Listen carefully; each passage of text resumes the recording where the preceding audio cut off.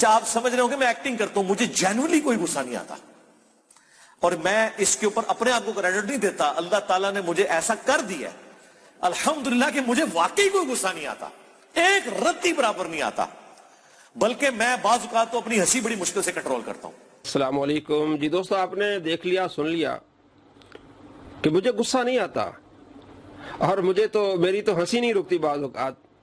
وہ کون شخص ہے جس کو غصہ نہیں آتا؟ غصے پینے کی فضائل ہیں, صبر کے فضائل ہیں. نبی علیہ السلام کو غصہ آتا تھا, صحابہ کرام علیہ رضوان کو غصہ آتا تھا.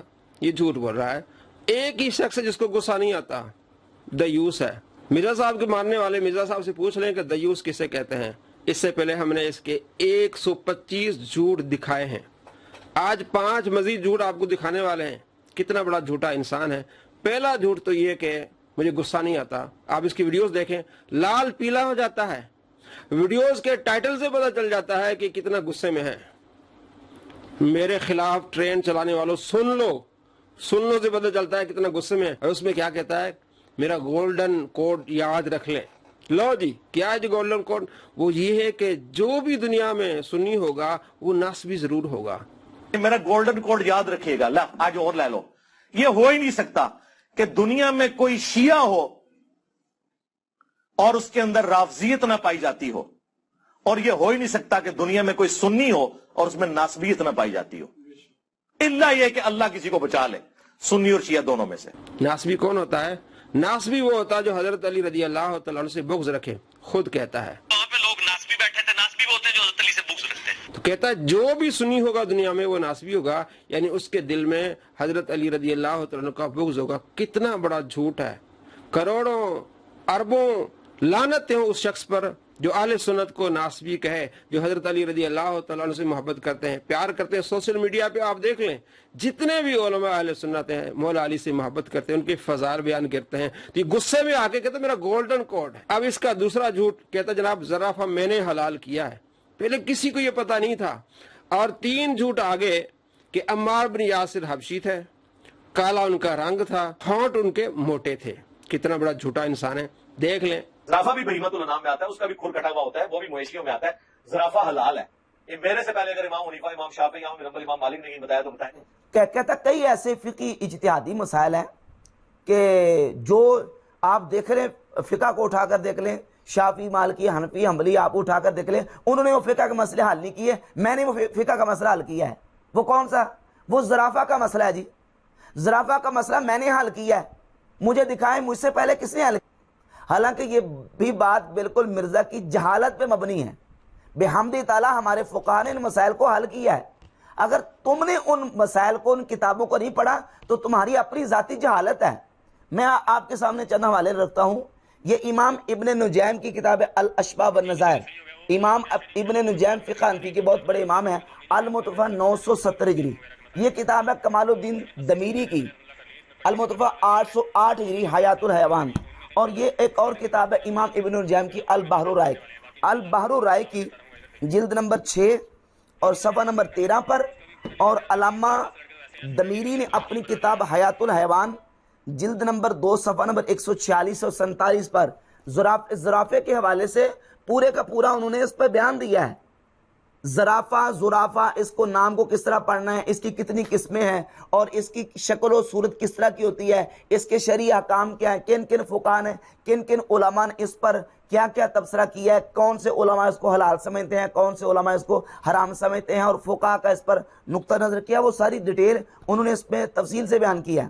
اور امام ابن نجیم حنفی المتوفیٰ 970 ہجری اپنی کتاب الاشباح والنظائر کی کہ صفحہ نمبر 69 پہ لکھتے ہیں, وَأَمَّا مَسْلَةُ الزُّرَافَةِ. یہ زرافہ اور زرافہ, زا کے فتح اور زا کے ضمہ دونوں طریقے سے پڑھا جاتا ہے. وَأَمَّا مَسْلَةُ الزُّرَافَةِ یا زرافہ فَالْمُخْتَارُ عِنْدَهُمْ حِلُّ عَقْلِهَا. زرافہ کی حلت کو تو ہمارے آئمہ علماء نے صدیوں سال پہلے جب مسئلہ پیش ہے تو حل کر دیا. اور مرزا صاحب جو ہیں وہ کہتے ہیں جی کہ یہ مسئلہ میں نے حل کیا. اسے کہتے ہیں یہ منہ اور مسور کی دال. آپ کو کیا پتا کہ یہ مسائل کس طرح حل کرنے, آپ کی اوقات کیا ہے. ان مسائل کو بحمد تعالیٰ فقہاء نے پہلے سے حل کیا ہے. اور دیگر جتنے اس طرح کے مسائل ہیں, قواعد ضوابط علماء نے जानवरों की हिल्लत और हुर्मत के कुरान और अहदीस से अखज़ करके बयान कर दी। अबू जहल जिसे अबुल हिक्म कहा जाता था, हिकमत का बाप, अबू जहल बन गया और उसी के गुलाम है यासिर और सुमैया। और जिसकी किस्मत में हिदायत लिखी हुई है, चाहे वो दूर दराज का एक हबशी गुलाम अम्मार इब्न यासिर या बिलाल हबशी क्यों ना हो या सलमान फारसी क्यों ना हो, वो हिदायत पे आ जाएगा।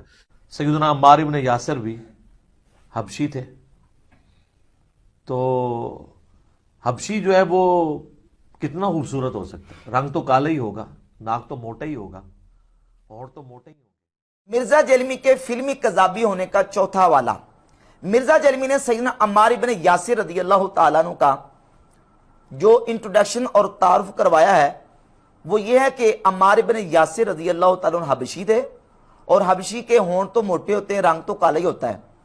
अब ये जो अम्मार इब्न यासिर रज़ी अल्लाह तआला अन्हु का मिर्जा जलमी ने तारुफ करवाया है, ये किस किताब की बुनियाद पे या किस किताब में ये लिखा हो कि अम्मार इब्न यासिर हबशी थे और उनका रंग काला था और होंठ मोटे थे, किसी किताब का हवाला मिर्जा जलमी के पास मौजूद नहीं है।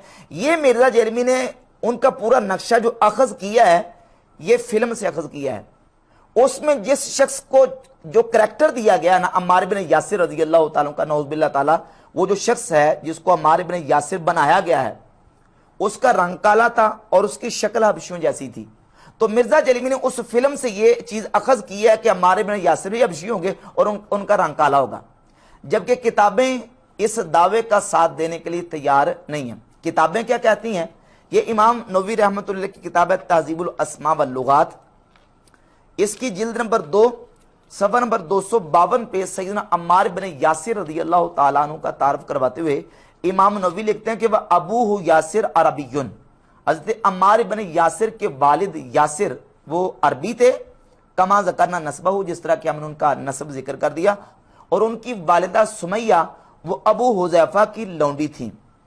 और ये उनका तारुफ इमाम नबी ने करवाया। और ये किताब है अत-तबक़ातुल कुबरा, इमाम मोहम्मद बिन साद अल मुतवफ़ा 230 हिजरी की, इसकी जिल्द नंबर 2 सफ़ा नंबर 131 है। लिखते हैं काना कादिमा यासिर इब्न आमिर व अखवाहुल हारिस व मालिक मिनल यमन इला मक्का था।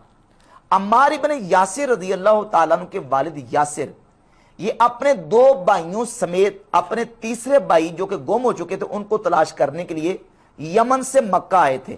इनके 2 भाई भी साथ आए थे, हारिस और मालिक यमन से मक्का आए थे अपने भाई को तलाश करने के लिए। और फिर जब ये मक्का आए तो इनके भाई मालिक और हारिस वो वापस चले गए। वह अकामा यासिर बे मक्का था और हज़रत यासिर रज़ी अल्लाह तआला अन्हु ये मक्का में ठहरे और फिर ये मक्का शरीफ में अबू हुज़ैफा बिन मुगीरा बिन अब्दुल्ला के हलीफ बन गए। और अबू हुज़ैफा की लौंडी थी सुमैया, तो अबू हुज़ैफा ने अपनी लौंडी सुमैया का यासिर के साथ निकाह कर दिया। तो फिर हज़रत यासिर और सुमैया रज़ी अल्लाह तआला अन्हा से हज़रत अम्मार रज़ी अल्लाह तआला अन्हु पैदा हुए। तो इस एतबार से हज़रत अम्मार बिन यासिर रज़ी अल्लाह तआला अन्हु वो अरबी नस्ल हैं और उनके वालिद यमन के रहने वाले थे। हज़रत अम्मार बिन यासिर रज़ी अल्लाह तआला हबशी नहीं थे। मिर्जा जलमी ने फिल्म से ये नक्शा अखज़ किया और फिल्म ही की बुनियाद पे अम्मार बिन यासिर रज़ी अल्लाह तआला का हबशी बना दिया। तो मिर्जा जलमी दावा ये करता है कि मैं हूं मुस्लिम इल्मी किताबी, मिर्जा इल्मी किताबी नहीं है। इन दलाइल और हक़ाइक़ से साबित होता है कि मिर्जा जलमी फिल्मी कज़ाबी है, इल्मी किताबी नहीं है।